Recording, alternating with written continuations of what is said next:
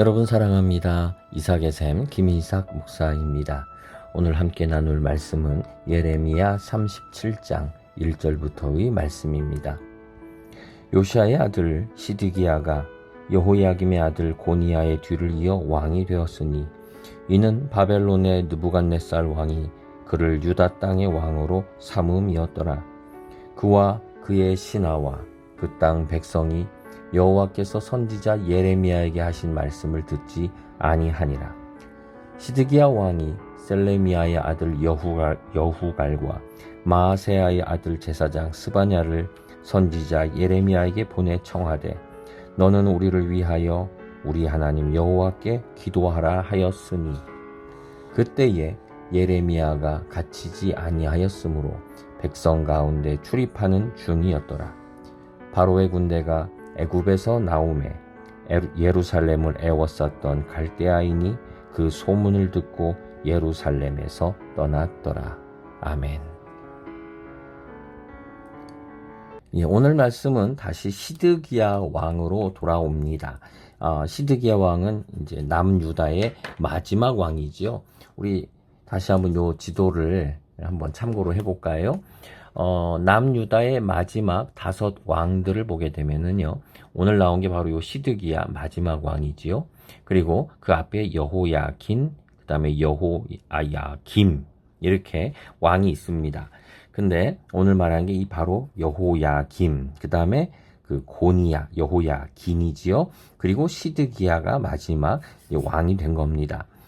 이제 왕이 되었을 때의 이 시드기야의 이야기예요. 처음에 그 모습이지요. 의외로 처음에 시드기야는 굉장히 좀 순전한 그런 마음을 가지고 있었습니다. 그래서 또 특히 나라가 그때가 위기였죠. 이 바벨론이 와가지고 지금 예루살렘을 포위하고 그리고 마음대로 왕을 세웠다 마았다 하는 거예요.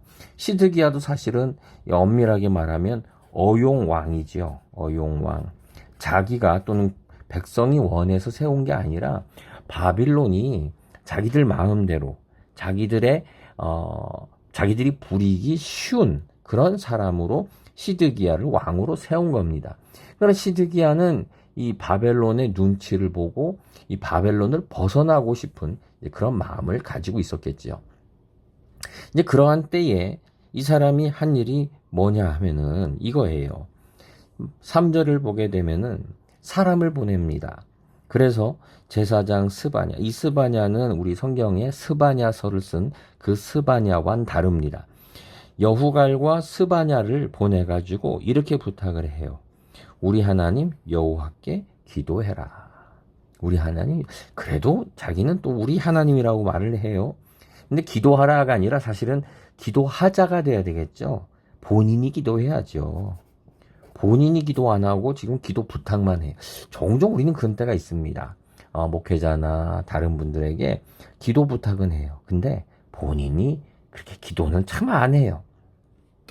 이때까지는 이 시드기야 왕은 이 초기에는요, 그래도 이 예레미야를 하나님의 사람으로 인정한 거예요. 그래서 기도해달라라고 부탁을 하고, 그리고 어느 정도 의지하기도 했던 거지요. 그렇게 했어요. 그리고 이런 마음 속에서 뭐가 있었느냐? 지금 북쪽으로는 이 바벨론이 있고, 그리고 남쪽으로는 애굽이 있어요. 요 중간에 낀 이스라엘의 방향을 어떻게 할까라고 하면서 은근히 기대한 게 바로 이 애굽이죠. 이 애굽을 기대하면 그래도 오래된 나라가 그래도 낫지 않냐. 그래서 이 애굽을 의지하면서 결국 바벨론을 배신을 하게 되지요. 그리고 이것에 대해서 아주 엄하게 보복을 당하게 이제 됩니다. 예레미야에게 와서 기도해달라 부탁을 하고 예레미야는 기도의 결과를 말해줍니다. 너희는 이 바벨론을 의지해라. 애굽을 의지하지 말아라 라고 하는 이야기를 해줘요. 이미 국군이 기울었다라는 거죠. 너희는 심판의 대상이다 라고 하는 거를 얘기해 준 겁니다. 근데 그 말을 따르지를 않아요. 우리가 성경을 보게 되면은요, 이 마지막 왕, 이 시드기야는 참 어리석다라고 하는 생각을 하게 돼요. 그게 뭐냐면은 읽지를 못해요. 읽지를 못해요. 이건 문맹이라고 그러죠. 글자를 못 읽는 것을 문맹이에요. 실제 글자를 못 읽는다는 게 아니라요. 하나는 시대를 못 읽어요. 시대. 이제 이 애굽의 시대가 지나가 버렸구나. 이제 바벨론의 시대가 왔구나. 라고 하는 것을 분별해야 되는데 시대를 못 읽어요. 여러분 한번 생각해 보세요.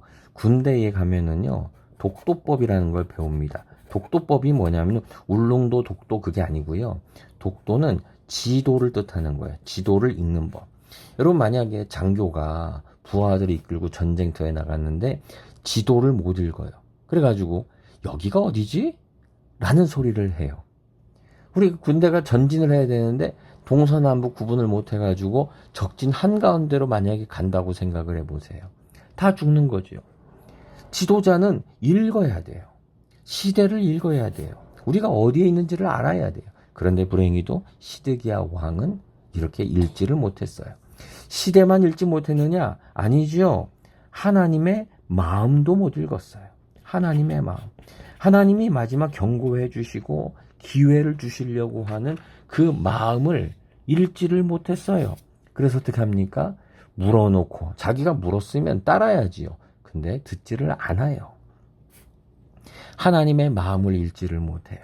여러분 우리가 예배를 드리면서 또 말씀을 읽으면서도 하나님의 그 마음을 우리가 읽지 못하는 때가 많이 있어요. 우리에게 기회를 주시고 사랑한다 말해주시는데 그 마음을 읽지 못하기도 해요. 또 결정적으로 이 시드기야 왕은 사람을 읽지를 못했어요. 정말 자기에게 중요한 사람이 누굽니까? 바로 예레미야예요. 예레미야가 지금 제대로 말해주고 있는데 기도해주고 있는데 이 예레미야의 말을 듣지 않아요. 아니 기도 요청을 했잖아요. 그러면 요청했으면 믿는다면 그 말에도 귀를 기울여야죠. 기도 요청은 하고 본인은 기도 안 하고 그리고 기도의 결과를 하나님의 마음을 이야기해 주는데 듣지도 않아요. 여러분 혹시 우리가 이런 문맹 아닙니까? 이걸 우리 신앙 문맹이라고 해볼까요? 우리 문맹 아닙니까? 시대도 읽지 못하고 하나님의 마음도 읽지 못하고 혹시 사람도 내 옆에 있는 사람도 읽지 못하는 우리 그러한 문맹 속에 빠진 것은 아닐까요? 오늘은 하나님의 마음을 또 이 시대를 또 사람의 마음을 누가 가장 중요한 사람인가 하는 것을 읽을 수 있는 하루가 되었으면 좋겠습니다. 여러분 누구의 말에 귀를 기울이시겠습니까? 여러분 어떤 책에 더 귀를 기울이시겠습니까? 기도하겠습니다. 하나님, 참으로 읽는 자가 되기를 원합니다. 문맹이어서 듣지 못하고 읽지 못하고 시대들 알지도 못하고 하나님의 마음을 알지도 못하는 하나님 그러한 문맹 깜깜한 자가 되지 않게 하옵소서. 이 시대가 어둡습니다. 모두가 문맹에 빠졌습니다. 하나님을 모릅니다. 이때에 우리의 눈을 열어주시고 하나님의 마음을 알게 하옵소서. 예수님의 이름으로 기도드립니다. 아멘.